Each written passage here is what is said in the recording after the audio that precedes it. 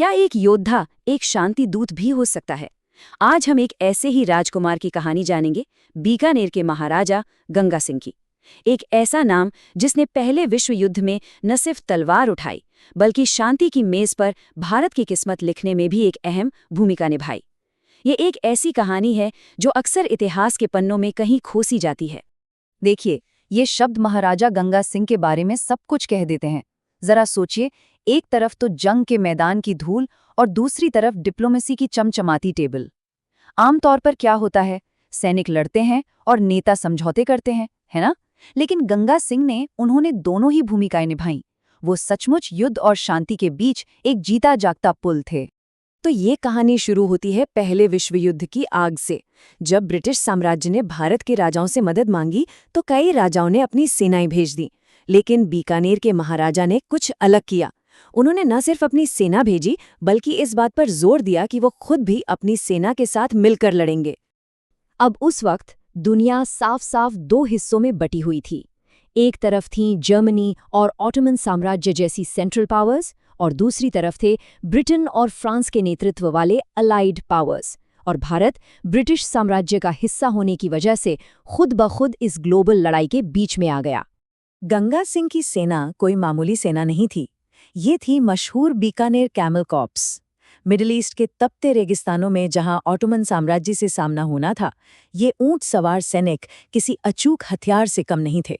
आखिरकार वो रेगिस्तान के ही बेटे थे और उन्हें उसी माहौल में लड़ने के लिए तैयार किया गया था। और जानते हैं उनका असर कितना जबरदस्त था? बीकानेर की सेना ने ऑटोमन साम्राज्य को 10 से ज्यादा बड़ी लड़ाइयों में हराया। लेकिन इससे भी बड़ी बात थी गंगा सिंह की लीडरशिप। देखिए, अंग्रेजों का नियम था कि राजा महाराजा युद्ध के मैदान से दूर रहेंगे, पर गंगा सिंह ने इस नियम को मानने से इनकार कर दिया। उन्होंने कहा, अगर मैं खुद नहीं लड़ूंगा तो मेरी सेना का हौसला कैसे बढ़ेगा?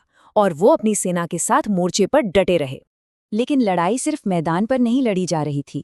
असली ताकत के केंद्र तो लंदन में थे, और वहां भी महाराजा गंगा सिंह ने अपनी एक खास जगह बना ली थी। उन्हें ब्रिटिश इंपीरियल वॉर कैबिनेट में शामिल किया गया। जरा इस तस्वीर की कल्पना कीजिए, एक ऐसा कमरा जहां सिर्फ गोरे अंग्रेज बैठकर पूरे साम्राज्य के भविष्य का फैसला कर रहे हैं, और उनके बीच बैठे हैं महाराजा गंगा सिंह, एकमात्र नॉन वाइट सदस्य। ये पहली बार था जब भारत की आवाज सीधे सत्ता के सबसे ऊंचे लेवल पर सुनी जा रही थी। और उन्होंने इस मौके का पूरा इस्तेमाल भारत के हक में किया। उन्होंने रोम रोड नाम से मशहूर एक पत्र में भारत के लिए स्वशासन की मांग कर डाली, मतलब भारत अपने अंदरूनी मामले खुद संभाले। कमाल की बात तो ये है कि ये वही मांग थी जो उस समय बाल गंगाधर तिलक जैसे राष्ट्रवादी नेता कर रहे थे। एक राजा का, वो भी ब्रिटिश कैबिनेट का सदस्य होते हुए, ऐसी मांग करना ये एक बहुत ही हिम्मत वाला कदम था। खैर, युद्ध खत्म हुआ और अब दुनिया का भविष्य तय करने के लिए पेरिस में एक बहुत बड़ा शांति सम्मेलन बुलाया गया। यहाँ पर गंगा सिंह की शख्सियत दुनिया के सामने एक बिल्कुल नए अंदाज में आई। सोचकर देखिए, युद्ध के बाद की दुनिया को नया आकार देने के लिए सिर्फ 32 प्रतिनिधियों को बुलाया गया था, और उन 32 लोगों में पूरे भारत की तरफ से सिर्फ एक ही नाम था, महाराजा गंगा सिंह।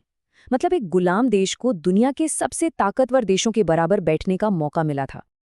अब जब ये सारे प्रतिनिधि एक जगह इकट्ठा हुए तो उस कमरे में 31 लोग एकदम एक जैसे काले कोट पैंट पहने हुए थे, जो उस जमाने के नेताओं की स्टैंडर्ड यूनिफॉर्म हुआ करती थी। और फिर उन सबके बीच खड़े थे महाराजा गंगा सिंह, अपनी सेना की खाकी वर्दी और सिर पर शान से बंधी पगड़ी के साथ। वो वहां सिर्फ एक प्रतिनिधि नहीं थे, वो भारत की योद्धा पहचान का एक जीता जागता प्रतीक थे। उनकी मौजूदगी ने वहां बैठे हर इंसान को ये सोचने पर मजबूर कर दिया कि आखिर ये है कौन। उनका सबसे बड़ा काम था भारत को इस नई बन रही दुनिया में एक पहचान दिलाना, और ये काम ये बिल्कुल भी आसान नहीं था। सम्मेलन के सारे बड़े फैसले ये 4 बड़े नेता ले रहे थे। अमेरिका के विल्सन, ब्रिटेन के लॉर्ड जॉर्ज, इटली के ऑरलैंडो और फ्रांस के बहुत ही तेज तर्रार नेता जॉर्जेस क्लेमेंशू। अगर भारत को दुनिया के नक्शे पर अपनी जगह बनानी थी तो इन चारों को मनाना बहुत जरूरी था। और यहीं पर कहानी का सबसे दिलचस्प मोड़ आया, जब भविष्य के यूनाइटेड नेशंस यानी लीग ऑफ नेशंस के फाउंडिंग मेंबर्स की लिस्ट बन रही थी, तो ब्रिटिश प्रतिनिधि ब्रिटिश इंडिया का नाम उसमें शामिल नहीं करवा पाए। वो फेल हो गए। तब महाराजा गंगा सिंह आगे आए। उन्होंने सीधे फ्रांस के नेता क्लेमेंसू से बात की और कुछ ही देर में भारत का नाम उस लिस्ट में एक आज़ाद देश की तरह शामिल कर लिया गया। ये एक बहुत बड़ी डिप्लोमैटिक जीत थी। और पता है, गंगा सिंह ने यह काम सिर्फ दलीलों से नहीं किया, बल्कि अपने करिश्मे से किया। किस्सा ये है कि अगले दिन जब ब्रिटिश प्रतिनिधि उनसे मिलने गए तो उन्हें पता चला कि महाराजा साहब तो फ्रांस के नेता क्लेमेंसू के साथ पेरिस के जंगलों में चीते का शिकार कर रहे हैं। सोचिए, जहां डिप्लोमेसी काम नहीं आई, वहां एक पर्सनल कनेक्शन ने काम कर दिखाया। इस इंटरनेशनल सक्सेस का असर सीधा भारत की राजनीति पर भी पड़ा। गंगा सिंह अब सिर्फ बीकानेर के महाराजा नहीं रह गए थे, बल्कि वो भारत के सभी रजवाड़ों के एक बड़े नेता बन चुके थे। युद्ध में भारतीय राजाओं के योगदान को देखते हुए 1921 में गवर्नर जनरल चेम्सफर्ड ने चेंबर ऑफ प्रिंसेस बनाया। ये एक ऐसा मंच था जहां सैकड़ों रियासतों के राजा, जो अब तक अलग अलग थे, अपनी बात एक साथ मिलकर ब्रिटिश सरकार तक पहुंचा सकते थे। और इस शक्तिशाली नए संगठन का पहला चांसलर कौन हो सकता था? जाहिर सी बात है, महाराजा गंगा सिंह। उन्होंने पूरे 5 साल तक इस पद पर रहकर भारत की रियासतों को एक नई दिशा दी। तो अगर हम संक्षेप में देखें, महाराजा गंगा सिंह की कहानी एक योद्धा, एक राजनेता और एक राजनायक की कहानी है।